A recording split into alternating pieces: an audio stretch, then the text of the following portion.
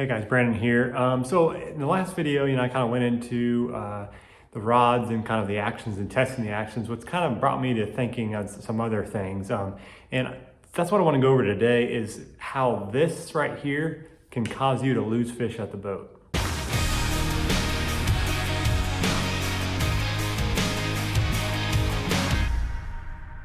All right, guys, so if you're losing a lot of fish at the boat, the rod can be the main issue with that. And I kind of like to draw it up as, say you have a stick and you have or a rod, for instance, you have a rubber band tied into that rod. And someone pulls on the other end of that rubber band, there's a little bit of give, a little bit of time for this side to kind of move with that end of that rubber band. There's a little bit of play. If you have a string tied from here to your hand, there's not as much play. Obviously, if something pulls on this, it's going to pull this as well, or there's going to be a breaking point. Same as a fish. So think about it as your rod. The more parabolic your action is, the more tip you have on that rod, the more play, the more rubber band like it is. So when that fish is at the boat, if you got more play in that rod, the moment it pulls to pull that on that hook, there's give. Your rod's gonna give with it like a rubber band. It's gonna play to that fish's, kind of work against it, tiring it out. So you're able to play the fish around the boat a little bit more and take time to wear it down and then get it out of the water. If it's a string, that fish pulls on that line, that rod that's too stiff, it's gonna pull, it's resisting that fish. And it's basically putting so much pressure on that hook that it's gonna, a lot of times, just pop that bait loose. It's either gonna tear loose or just pop out because there's a lot of force on that, or your line just breaks. So think of it like that. Is your rod need to be a rubber band or a string? Yeah, there's sometimes where it's kind of hard because you're frog fishing or you need a stiffer rod. But a lot of times, that can be the issue is you don't have enough tip on your rod. You don't have enough parabolic bend to play to that fish to wear it down. Okay, so now I'm going to show a little graphic of what a parabolic action looks like compared to a stiffer rod, kind of how you can kind of see these charts, how they work, how I guess a rod company measures their actions, and you can kind of tell. And then we're going to fit it in with different types of baits that go with those. So I'm going to break it up into 3 categories. And it's really going to be more 2 than 3. And there's a lot of it's kind of your style too. I don't want to pigeonhole you into saying because I like this, that's how you need to fish it. No, you figure out what works for you. I'm just going to give you kind of some suggestions on where to go when you have a certain type of bait. So first bait category I would say is frogging, flipping, and jig fishing, heavy jig fishing, football jigs. So that's going to be more of your heavy actions, your heavy powers, and your fast actions.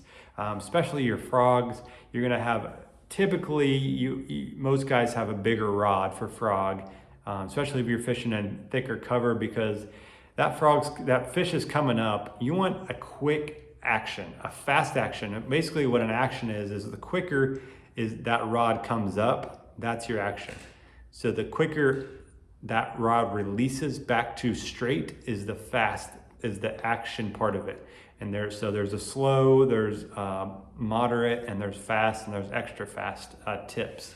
So typically of frog fishing, you're gonna have a fast tip because you want that as soon as that fish blows up in your bait and you see it, you wanna be able to pull and that hook quickly penetrate that fish's mouth before it spits it out. And as well as you want that power, that backbone, that heavier rod to be able to pull that fish out of cover because there's a lot of vegetation, lily pads, all kinds of stuff. And that's kind of what the same with flipping. It's close combat. So you're pitching, presenting that bait into that bush or whatever it is. And when he bites, you're only talking about 6 to 10 foot, 15 foot, if that. That you're just basically driving that fish as quick possible. You want that hook to go in the fish's mouth and getting him in the boat. There's not really any playing it at the boat at that point. The next category I want to go into would be kind kind of your crankbaits. This is going to be a wide category because crankbaits go from 25 foot deep to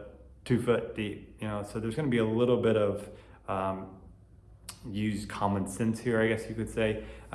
So what I like to do is typically with my crankbaits, going to have a lot more parabolic bend on my rods. The square bills that run a little bit shallower, I'm actually going to have those can be anywhere from a medium heavy moderate to medium heavy fast, just depending on the company and the tip. You just want a little bit of play, because when that fish eats that bait, you don't want to pull it away from him. You don't want that crankbait to be pulled out of his mouth. You want to be able to kind of let that rod load up on that fish, and as you reel in to keep that fish on and then fight it at the boat as well. So you're going to get anywhere from those shallower crankbaits to anywhere from, I'm not going to get real deep in the weeds here, but anywhere from a medium heavy fast, medium heavy moderate, even medium heavy or medium moderate, which is a real parabolic action. And that's, when you got real small crankbaits that you're kind of throw.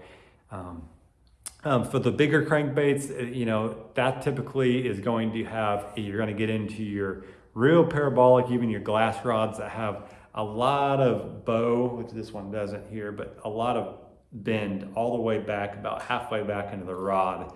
That's just, it's going to help you cast those baits further. It's going to, when you hook them, it's really going to not take that bait away from them. And that's a big bait with a lot of weight they can throw. So that at the boat is really going to help you play that fish. Several other reasons, but we won't get into that. So that's kind of your crankbait lineup. Bigger crankbaits, you're going to have longer rods.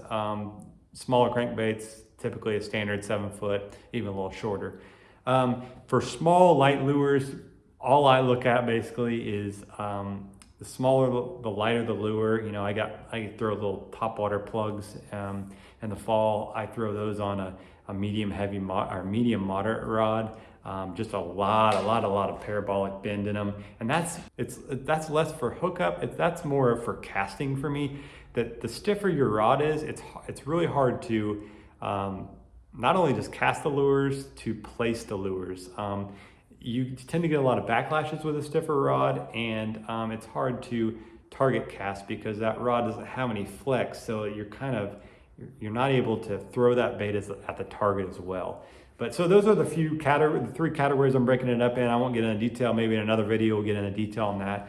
But just wanted you to understand that if you're losing fish at the boat, it could be the rod. So just maybe experiment with your actions on certain baits, and really take some time to think about what bait goes on what rod before you go out there. As always, guys, thanks for watching. If you're enjoying this content, please hit the like button, and I'll catch you on the next one.